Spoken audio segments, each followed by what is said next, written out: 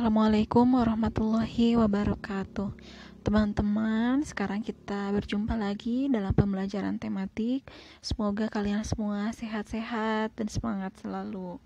Nah, sekarang kita memasuki tema 4, yaitu sehat itu penting. Subtema 1, peredaran darahku sehat. Dan sekarang kita baru memulai pembelajaran 1 dan 2, tentunya di kelas 5. Nah, adapun tujuan pembelajaran kita pada hari ini, yang pertama, menemukan informasi tentang pantun dari berbagai sumber. Yang kedua, menuangkan informasi yang didapat dalam bentuk tulisan. Yang ketiga, menyebutkan pengertian, bagian-bagian, dan ciri-ciri pantun. Yang keempat, membuat pantun. Yang kelima, menunjukkan unsur-unsur pantun yang dibuat, yaitu bagian-bagian pantun. Dan yang keenam, mengidentifikasi tangga nada minor dan tangga nada mayor dalam musik dengan benar. Nah, materi yang pertama kita belajar tentang peredaran darah. Nah, adapun fungsi darah yaitu mengalirkan oksigen ke seluruh tubuh dan mengangkut karbon dioksida dari seluruh tubuh menuju paru-paru. Nah, ini tentunya kalian masih ingat kan? Ada kaitannya juga pada sistem pernafasan, di mana oksigen itu akan diedarkan oleh darah. Nah, sekarang di materi peredaran darah ini juga dibahas kembali ya, untuk mengingatkan kembali. Nah, adapun sistem peredaran darah adalah mengalirnya darah di dalam tubuh. Macam-macam sistem peredaran darah. Yang pertama, sistem peredaran darah kecil, yaitu darah mengalir dari bilik kanan menuju paru-paru melalui arteri pulmonalis. Nah, nanti untuk lebih jelasnya kita akan lihat di bagian-bagian jantungnya ya. Karena di sini bilik kanan dan arteri pulmonalis ini merupakan bagian yang ada di dalam sistem peredaran darah, ada juga di dalam bagian jantung. Nah, yang kedua, sistem peredaran darah besar, yaitu darah yang banyak mengandung oksigen mengalir dari bilik kiri jantung ke seluruh tubuh kecuali paru-paru melalui arteri besar atau aorta. Selanjutnya terjadi pertukaran darah yang banyak mengandung oksigen dengan darah yang banyak mengandung karbon dioksida di seluruh tubuh. Darah yang banyak mengandung karbon dioksida kembali ke jantung melalui vena ke serambi kanan. Nah, ini untuk lebih jelasnya kalian bisa lebih sederhananya kalian bisa dihafal ya, ini tanda-tanda panah ini untuk memudahkan kalian dalam menghafal step-step atau langkah-langkah dalam peredaran darah nih ya. Nih, dalam kotak-kotak ini kalian bisa hafalkan. Ini jalur yang dilalui oleh darah dalam sistem peredaran darah. Yang ini sistem peredaran darah kecil, yang bawahnya itu sistem peredaran darah besar. Nah, ini ya. Ini yang Ibu bahas tadi, sistem peredaran darah manusia. Ini digambarkan secara sederhana. Nah, tadi kalian bisa lihat di sini peredaran darah kecil dan ini peredaran darah besar. Di mana pada peredaran darah kecil ini hanya terjadinya ke paru-paru. Di sini darahnya itu mengalir ke paru-paru lalu keluar kembali dari paru-paru. Sementara peredaran darah besar yaitu peredaran darah di mana darahnya itu mengalir ke seluruh tubuh dari jantung lalu kembali lagi ke jantung. Itu ya perbedaan peredaran darah kecil dan peredaran darah besar. Nah, adapun fungsi atau peranan organ peredaran darah pada manusia. Di sini yang pertama adalah gambar apa coba? Kalian tahu ini gambar apa? Ya, ini adalah jantung kita. Jantung adalah organ tubuh manusia yang berfungsi memompa darah ke seluruh tubuh.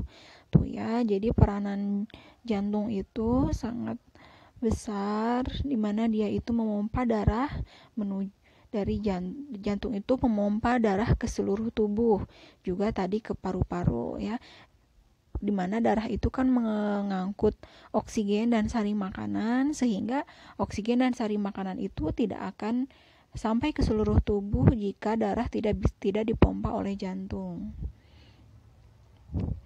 Nah, Jantung memompa darah dengan cara berkontraksi dan berelaksasi secara bergantian.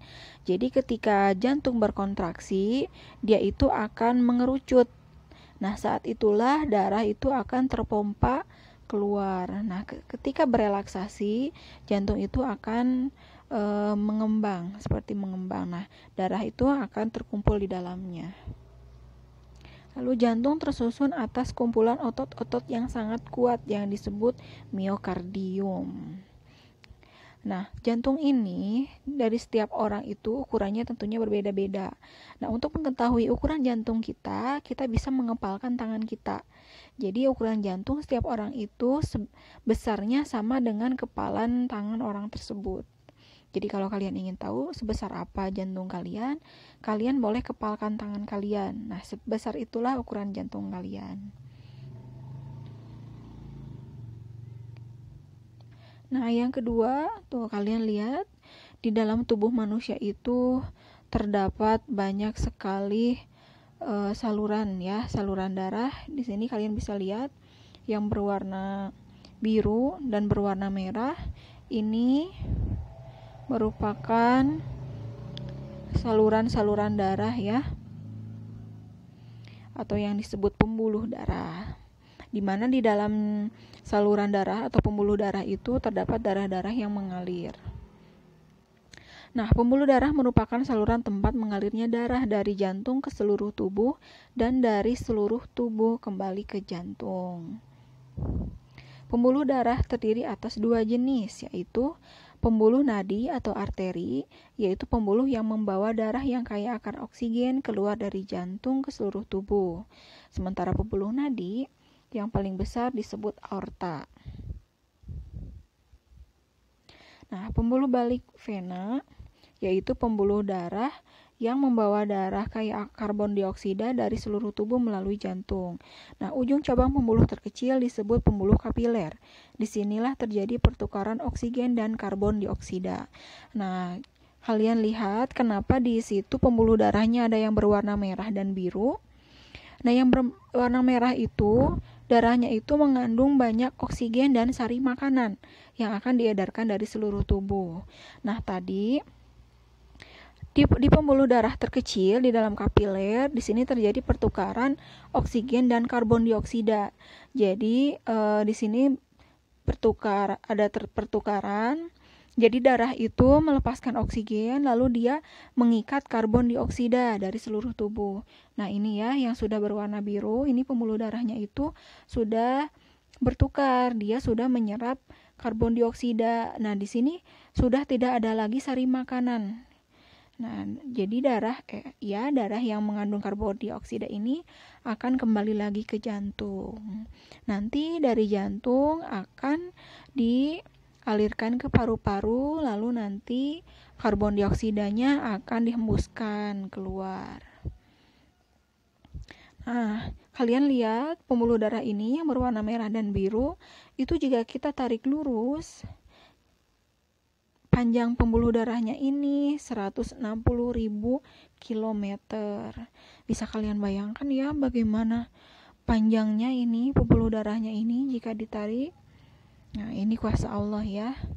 Tentu kita melihatnya begitu rumit ya. Nah, di sini ada tugas, kalian diminta untuk membedakan pembuluh nadi dan pembuluh balik. Nanti kalian ada tugasnya di akhir. Kalau menonton video ini kalian bisa tinggal menyalin saja ya.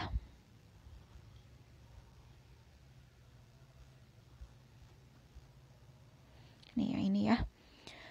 Pembuluh nadi membawa darah keluar dari jantung, sementara pembuluh balik membawa darah dari seluruh tubuh. Lalu pembuluh nadi membawa darah yang mengandung oksigen, sementara pembuluh balik membawa darah yang mengandung karbon dioksida. Lalu kalau pembuluh nadi membawa darah menuju seluruh tubuh, sementara pembuluh balik membawa darah menuju jantung. Nah, adapun organ peredaran darah yang selanjutnya yaitu paru-paru. Paru-paru berperan untuk menyuplai oksigen ke dalam darah. Nah, kalian Masih ingat juga kan bahwa paru-paru ini merupakan organ pernapasan? Nah, ternyata dia juga merupakan organ yang berperan penting dalam sistem peredaran darah karena dialah yang menyuplai oksigen ke dalam darah. Nah, paru-paru terdiri atas ribuan tabung bercabang yang jumlahnya ribuan dan semakin ke ujung semakin mengecil.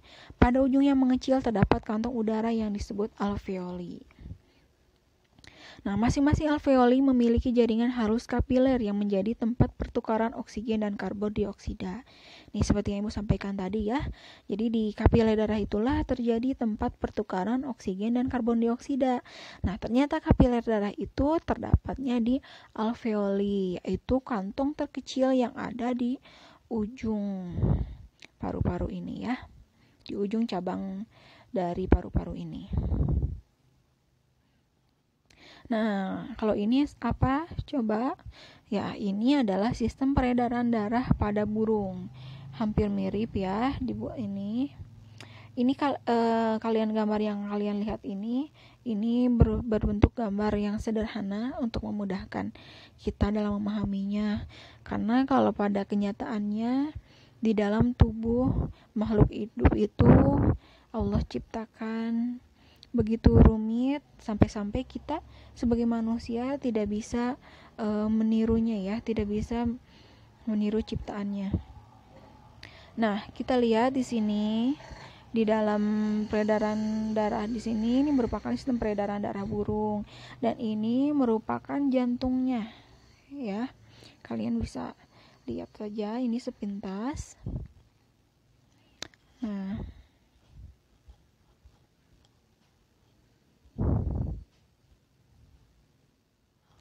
adapun organ peredaran darah pada burung dan fungsinya, ini juga nanti ada di tugas.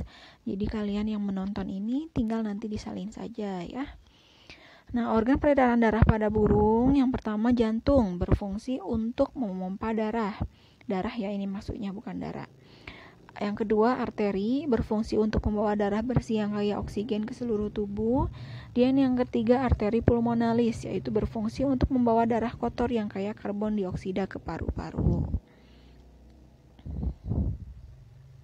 Nah, secara umum sistem peredaran darah pada hewan dibagi menjadi dua bagian.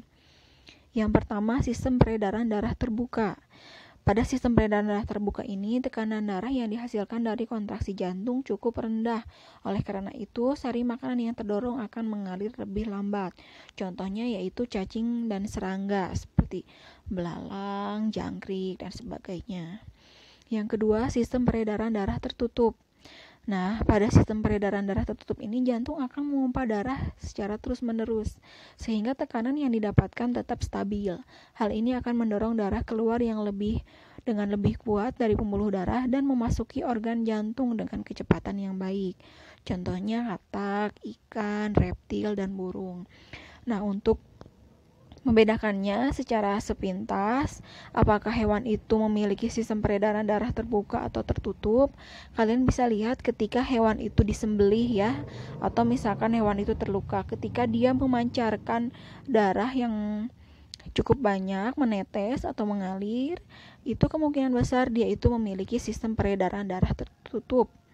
Sementara binatang-binatang yang memiliki sistem peredaran darah terbuka, ketika dia terluka atau disembelih, dia tidak akan meneteskan atau mengalirkan darah seperti manusia ya. Nah, selanjutnya materinya mengenai pantun. Rambutku lebat, rambutku subur, tidak dapat dipasang jepitan. Tubuhku sehat, ku ucap syukur, darah mengalir tanpa hambatan. Ini bagus ya, pantunnya ini ada kaitannya juga dengan sistem peredaran darah. Nah, ini ada juga nanti di tugas kalian di halaman 8 ya. Nanti kalian tinggal lihat juga ke sini. Pantun adalah jenis puisi lama yang tiap baitnya terdiri atas 4 baris serta memiliki sampiran dan isi. Ini merupakan pengertian dari puisi. Silakan kalian hafalkan karena kemungkinan nanti ada di ulangan juga ya. Nah, untuk sampiran dan isi itu apa? Nanti kita bahas. Nah, ciri-ciri pantun. Yang pertama, pantun bersajak ABAB. Yang kedua, satu bait terdiri atas 4 baris. Yang ketiga, tiap baris terdiri atas 8 sampai 12 suku kata. Nanti untuk lebih jelasnya lagi akan Ibu jelaskan dalam contohnya ya. Nah, pantun terdiri atas 2 bagian, yaitu sampiran dan isi yang tadi ya. Sekarang kita pelajari lagi lebih jauh sampiran itu apa. Nih, sampiran merupakan kata-kata dalam 2 baris pertama atau baris ke-1 dan ke-2 di setiap bait. Sementara isi merupakan kata-kata dalam 2 baris terakhir atau baris ke-3 dan ke-4 di setiap baris. Sampiran itu maksudnya seperti pengantar lagi ya. Nih contohnya. Tadi cirinya ya, pantun itu terdiri dari 4 baris. Nah, ini pantun itu iramanya ABAB. Maksudnya ABAB itu bukan berarti ujungnya A dan B, bukan. Tapi di sini kalian lihat, bersinar terik sang matahari, ujungnya I. Bagai api panas membara, ujungnya A, I, A. Ya. Rajin berolahraga berbela diri, I. Badan kuat, hati gembira, A. Jadi akhirannya IA, IA. Nah, maksudnya inilah yang disebut ABAB ya. Kalau misalkan di sini ujungnya O, di sini A, berarti nanti juga di sini harus O dan A akhirannya. Nah, lalu dia memiliki 18 sampai 12 suku kata per barisnya nih. Bersinar, di sini ada 3 suku kata. Ber 1, si 2, nar 3. Kalian bisa hitung huruf vokalnya. E, I, A ada 3. Terik, E dan I ada 2, berarti 3 tambah 2, 5. Sang ada A di sini huruf vokalnya, berarti 6. Matahari, A, I ada 4 huruf vokal. Jadi kita coba hitung dari sini. 1, 2, 3, 4, 5, 6, 7, 8, 9, 10. Tuh di sini ada 10 karena tadi suku katanya dalam setiap baris itu harus antara 8 sampai 12. Jadi tidak boleh kurang dari 8 dan tidak boleh lebih dari 12. Untuk selanjutnya silahkan kalian bisa buktikan ya. Nah, lalu tadi sampiran dan isi. Nah, ini ada dalam tugas di halaman 14 nanti ya. Kalian sekarang tinggal dipahami dulu saja. Nah, di sini yang dimaksud sampiran itu adalah pengantarnya, yaitu 2 baris pertama. Bersinar terik sang matahari, bagai api panas membara. Nah, ini adalah pengantarnya, sementara isinya adalah ini. Isi itu adalah pesan yang ingin disampaikan dalam pantun tersebut. Isinya itu rajin berolahraga bela diri, badan kuat, hati gembira. Ini ya. Jadi isi itu pasti ada di baris ke-3 dan ke-4, sementara sampiran pasti ada di baris ke-1 dan ke-2. Nah, pantun dapat digolongkan menjadi 3 sesuai siklus kehidupan atau usia manusia. Yang pertama, pantun kanak-kanak yang berisi tentang sukacita. Yang kedua, pantun muda berisi tentang perkembangan. Yang ketiga, pantun tua berisi tentang nasihat. Untuk pantunnya silahkan kalian baca masing-masing ya. Nah, sekarang kita belajar tentang tangga nada. Apa sih yang dimaksud dengan tangga nada? Yaitu susunan berjenjang dari nada-nada pokok suatu sistem nada, mulai dari salah satu nada dasar sampai nada oktavnya. Misalnya do, re, mi, fa, sol, la, si, do. Sementara tangga nada mayor adalah salah satu tangga nada diatonik yang tersusun oleh 8 not dengan interval 1, 1 setengah, 1, 1, 1 setengah. Jadi nah ini untuk mengingatnya kalian harus menghafalkan interval ini ya, mana yang termasuk tangga nada mayor dan mana yang termasuk minor. Nah, ini yang minor ya. Jadi tangga nada minor juga sama, merupakan tangga nada diatonik yang tersusun oleh 8 not. Namun di sini yang membedakan mayor dan minor, intervalnya itu berbeda. Ya. Selain intervalnya berbeda, nanti ada ciri-ciri lainnya yang bisa kalian lihat untuk membedakan apakah lagu itu memiliki tangga nada mayor atau minor. Nah, ini contohnya ya. Ciri tangga nada mayor adalah sifatnya itu bersemangat, riang gembira, biasanya diawali dan diakhiri dengan nada do sama dengan C. Dan yang keempat, mempunyai pola interval 1-1,5, 1-1-1,5 yang tadi ya. Dan sementara ciri tangga nada minor adalah kurang bersemangat atau lembut ya lagunya. Yang kedua bersifat sedih. Yang ketiga biasanya diawali dan diakhiri dengan nada la sama dengan a. Yang keempat mempunyai pola interval 1,5, 1-1,5, 1-1. Nah, lalu ini ada contoh lagunya di halaman 13. Nanti ini juga akan ditugaskan dalam pembelajaran SBDP ya. Nah, lagu yang bertangga nada mayor nih, Maju Tak Gentar, Halo Halo Bandung, Garuda Pancasila, Hari Merdeka Indonesia Raya. Kalian menyanyikannya kan semangat. Lalu secara sepintas pun kalian bisa bedakan bahwa lagu-lagu ini harus dinyanyikan dengan semangat. Nah, ini berarti lagunya memiliki tangga nada mayor.